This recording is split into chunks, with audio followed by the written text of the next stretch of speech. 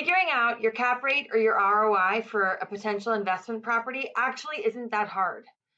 All you have to know is three things. So I'm going to walk you through it.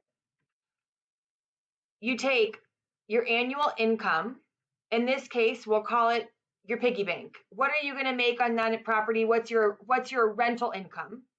From that, you subtract your annual expenses, things like taxes, insurance, things that you're going to pay every year no matter what. So you take all your income minus your expenses for the year, and you divide that by your property price. What are you paying for the property that you're buying? Okay, once you figure out those numbers, that's what your cap rate is. So annual income minus annual expenses divided by the property price. It's that simple. We're going to do a real live example. Let's say you have an apartment and you rent it for $1,000 a month. That means you're making $12,000 annually.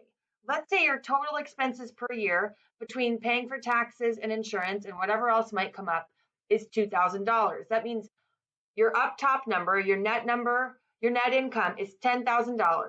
And you divide that by what you paid for the property, $100,000. Your cap rate, your ROI on this property would be 10%.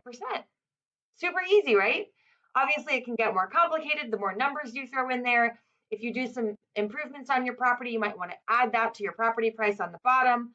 But all in all, that's going to give you your cap rate. Now, in real estate, it really varies on what you're looking for, but I would say 5 to 7% is probably a pretty good cap rate on a rental property. I'd be happy to talk to you more about this if you ever think about wanting to invest. Hopefully I've made it a little simpler than you thought it might be. Call me anytime. Thanks.